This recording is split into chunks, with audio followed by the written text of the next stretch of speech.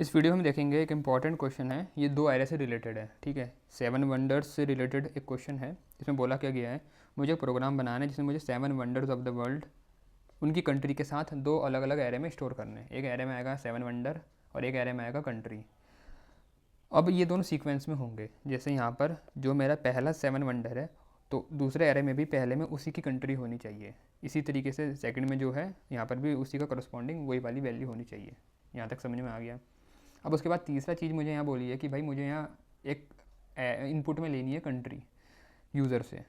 फिर उसके बाद हमें लीनियर सर्च लगानी है। मुझे करना क्या है, जो मेरा दूसरा एरे है ना कंट्री वाला, उसमें मुझे वो ढूंढना है कि जो उसने कंट्री इनपुट में दी वो है या नहीं है। तो जैसे इनपुट फॉर एग्जांपल मेरे को उसने यूज़र ने इंडिया इनपुट में दिया, तो मैं देखूंगा कि क्या जो मेरा दूसरा एरे है जिसमें मैंने कंट्री स्टोर करके रखी हुई उसमें कहीं इंडिया है। तो उसमें यहाँ इंडिया मिल गया, तो इंडिया मिल गया तो पहले तो मैं उसको प्रिंट करूँगा। फिर उसके कॉरस्पॉन्डिंग जो 7 वंडर है, अब इंडिया कौन सी लोकेशन पे है, देखो पहले पे मैक्सिको, दूसरे पे ब्राज़ील, तीसरे पे इंडिया। तो उसी तरीके से अगर तीसरे पे इंडिया है तो मुझे जो मेरा दूसरा एरे है जिसमें मैंने 7 वंडर रखे हुए उसकी तीसरी वैल्यू को उसके सामने प्रिंट करना है। तो तीसरी वैल्यू कौन है, ताजमहल, तो इंडिया के सामने प्रिंट कर दूंगा ताजमहल। इस तरीके से मुझे करना है। और अगर ऐसा होता है कि उसने जो कंट्री इनपुट में दी वो इस एरे में नहीं है, कंट्री वाले एरे में नहीं है, तो फिर मुझे हमें प्रिंट करना है सॉरी नॉट फाउंड। तो ये तो है हमें क्वेश्चन में करना क्या है। अब इसमें हम लॉजिक कैसे लगाएंगे, प्रोग्राम कैसे बनेगा वो समझ लेते हैं। तो स्कैनर क्लास को पहले सबसे पहले इंपोर्ट कर लेना। एक क्लास बना रखी है मेन मेथड के अंदर, स्कैनर का ऑब्जेक्ट बनाया है, इनपुट लेने के लिए मदद करेगा। अब दो एरे हमें बनाने थे, ठीक है ना। हमें बेसिकली दो एरे उनकी लोकेशन के साथ इनिशलाइज करने थे, तो हमने वही करा है। हमें ये इनपुट में नहीं लेने, हमें यहाँ पर खुद से बनाने हैं। तो एक वंडर नाम का एरे और एक कंट्री नाम का एरे बनाया है जिसमें सीक्वेंस में हमने वैल्यू डाल दी। पहले वाले में 7 वंडर्स हैं, दूसरे वाले में उनकी कंट्रीज़ हैं। अब हमने एक कंट्री इनपुट में ली यूज़र से, तो उसने जब कंट्री इनपुट में देगा तो मैंने नेक्स्ट लाइन मेथड की मदद से कंट्री क्योंकि स्ट्रिंग है तो उसको इनपुट में ले लिया और वह आ गई सर्च नाम के वेरिएबल में। अब हमने एक फ्लैग वेरिएबल बनाया जो सिर्फ इतना से मदद करेगा कि ये बताएगा कि हमारी जो सर्च है वो सक्सेसफुल हुई या नहीं हुई। होगी तो इसकी वैल्यू ट्रू हो जाएगी, नहीं होगी तो इसकी वैल्यू फॉल्स ही रहेगी। अब आते हैं अपने लूप पे। तो लूप चल रहा है 0 से <7। अब <7 क्यों चल रहा, क्योंकि जैसे मेरा यहाँ पर देखो हमें क्या करना है, सर्च हमें कंट्री सर्च करनी है। अब कंट्री टोटल है 7, तो जैसे मेरी जो पहली कंट्री है मैक्सिको, उसका लोकेशन है 0 इंडेक्स में, ब्राज़ील 1, इंडिया 2, चाइना 3, ये 4, ये 5 और 6। तो आखिरी कंट्री मेरी 6 इंडेक्स पे है। तो मतलब मेरे को लूप 0 से लेकर के <7 मतलब 6 तक चलाना है। जब लूप चल रहा होगा तो हम करेंगे क्या, हमें बस कंपेयर करना है कि जो उसने इनपुट में दिया, इनपुट में जो उसने दिया वो किस में है, वो सर्च नाम के वेरिएबल में है।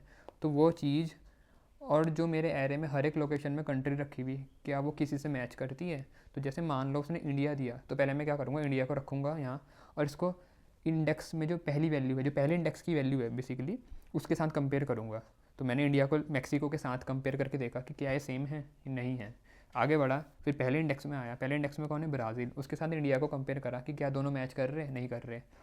फिर अगले इंडेक्स में आया, सेकंड इंडेक्स में, वहाँ इंडिया था, तो इंडिया को इंडिया के साथ मैच किया, इस बार मैच कर जाएंगे। तो यहाँ पर ये हो रहा है। तो यहाँ पर जो सर्च में दिया, मान लो उसने सर्च में इंडिया दिया और हमारे कंट्री की जो वैल्यू है बारी बारी वो उसके साथ कंपेयर कर रहा है, ये इस लूप के अंदर हो रहा। तो यहाँ पर इंडिया के केस में वो जब कंट्री और यहाँ पर वैल्यू बनी होगी आई की 2, तो जब आई की 2 वैल्यू के लिए लूप चला होगा तो उस केस में कंट्री और यहाँ पर 2 आया होगा इस तरीके से। और कंट्री के सेकंड इंडेक्स पे कौन है, इंडिया है ना, तो वहाँ पर इंडिया आ गया। तो जब इंडिया यहाँ पर आ गया और हम कर क्या रहे हैं, यहाँ पर कंपेयर कर रहे इक्वल्स इग्नोर केस मेथड की मदद से। इक्वल्स इग्नोर केस मेथड का ही यूज़ करना, यहाँ पर इक्वल्स मेथड का यूज़ नहीं करेंगे। ऐसा क्यों, क्योंकि इक्वल्स इग्नोर केस मेथड जो केस होते हैं हमारे, मतलब कि मैंने स्मॉल केस का यूज़ किया या कैपिटल केस का, उसको इग्नोर कर देता है। तो उसका इसलिए हम यहाँ पर उसका यूज़ कर रहे हैं, क्योंकि भाई यूज़र क्या पता इंडिया को ऐसे ना दे करके पूरा इंडिया को कैपिटल में दे दे। अब पूरा इंडिया कैपिटल में है और मेरे एरे में जो स्टोर है वो इंडिया ऐसा है, तो दोनों एग्जैक्टली सेम नहीं है अगर मैं केस की बात करूँ। पर हमें केस से मतलब नहीं है ना भाई, जो अल्फ़ाबेट है वो तो एग्जैक्टली मैचिंग है। तो इसलिए हमें यहाँ पर इक्वल्स इग्नोर केस मेथड का यूज़ करना पड़ेगा जब हमें केस से मतलब नहीं होता। बात समझ में आ रही, तो इसलिए इस वाले मेथड का यहाँ यूज़ होगा। अब जैसे यहाँ पर इंडिया मैच कर जाएगा तो मुझे फिर क्या करना था, प्रिंट करनी थी वो कंट्री, तो मैंने यहाँ वही करा, वो कंट्री प्रिंट हो जाएगी। तो जैसे कंट्री उस लोकेशन पे जो है उस इंडेक्स पे, तो यहाँ पर इंडिया है तो इंडिया प्रिंट हो गई। उसके आगे हमने एक स्पेस दे के उसका उस दूसरे एरे का जो उसी लोकेशन पे वंडर है वो भी प्रिंट कर दिया। तो यहाँ पर कुछ ऐसा बना होगा, वंडर और आई की वैल्यू 2। अब वंडर के जो एरे है उसकी सेकंड इंडेक्स पे कौन है, वहाँ ताजमहल है, तो वहाँ पर इंडिया के सामने ताजमहल प्रिंट हो जाएगा। इस तरीके से काम हो रहा, ठीक है ना। और उसके बाद हमने क्या करा, हमने जो फ्लैग था हमारा उसको ट्रू कर दिया, क्योंकि हमारी जो सर्चिंग है, जो लीनियर सर्चिंग यहाँ चल रही है वो सक्सेसफुल हो चुकी है। और हम ब्रेक करके, ब्रेक लिखने के बाद क्या होता है, हम लूप के बाहर आ जाते हैं, क्योंकि काम हो गया ना हमारा। तो अब करना क्या लूप के अंदर रह के। अब इसके बाद हमने क्या किया, हमने यहाँ पर इफ़ कंडीशन लगाई कि if not of is found. देखो इस फाउंड मेरा क्या है, इस फाउंड मेरा जब मेरे को लोकेशन मिलेगी उस केस में तो मेरा वो ट्रू हो चुका है, जैसे अभी इंडिया के केस में ट्रू हो गया होगा। तो अगर मैं किसी का नॉट करता हूँ तो वो अभी यहाँ इस फाउंड अगर ट्रू था उसका नॉट करेंगे तो फॉल्स हो जाएगा, तो ऐसा बनेगा इफ़ फॉल्स।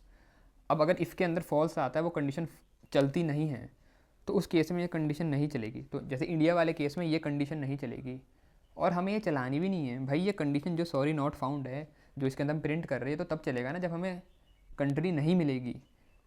तो ये इसी तरीके से हमने बना रखी है कि अगर मेरे को वो जो वेरिएबल है उसकी वैल्यू ट्रू हो जाती है तो ये कंडीशन नहीं चलेगी, क्योंकि हम यहाँ पर उस वेरिएबल का नॉट कर रहे हैं, ठीक है। लेकिन अगर मेरे को कंट्री नहीं मिलती, मान लो ये पूरा चल गया होता लूप और मैंने यूएसए इनपुट में दिया, तो यूएसए मेरे एरे में कहीं पर भी नहीं है, तो उस केस में क्या होता, यहाँ इस फाउंड की वैल्यू ट्रू नहीं होती। इसकी वैल्यू अगर ट्रू नहीं होती तो इसकी ओरिजिनल वैल्यू क्या थी, इसकी ओरिजिनल वैल्यू फॉल्स थी, तो वो फॉल्स की फॉल्स रहती। अब अगर मैं, क्योंकि यहाँ पर हम क्या कर रहे हैं, नॉट ऑफ इज़ फाउंड, तो वैल्यू इसकी फॉल्स थी, अब मैं उसका नॉट कर रहा, मतलब मैं उसका उल्टा कर रहा हूँ, तो वो क्या होगी, ट्रू। तो यहाँ पर इफ़ ट्रू बना, और अगर इफ़ के अंदर ट्रू होता है तो वो कंडीशन चल जाती है, तो तब प्रिंट हो जाता है कि सॉरी नॉट फाउंड, जो कि ठीक है, ठीक है। क्योंकि इनपुट में ऐसी कंट्री आई थी जो कहीं पर भी नहीं थी, मेरे एरिया में कहीं भी नहीं थी, तो उस केस में प्रिंट हो रहा है सॉरी नॉट फाउंड, और यही हमें प्रिंट करना है। उसके बाद हमने क्या किया, इफ़ को क्लोज़ किया, फिर मेन को क्लोज़ कर दिया और क्लास को क्लोज़ कर दिया। तो मुझे उम्मीद है तुम्हें इसका लॉजिक समझ में आ गया होगा। समझ में आ गया है तो वीडियो को लाइक कर देना। इंपॉर्टेंट क्वेश्चन है, थोड़ा ध्यान से इसकी प्रैक्टिस करना।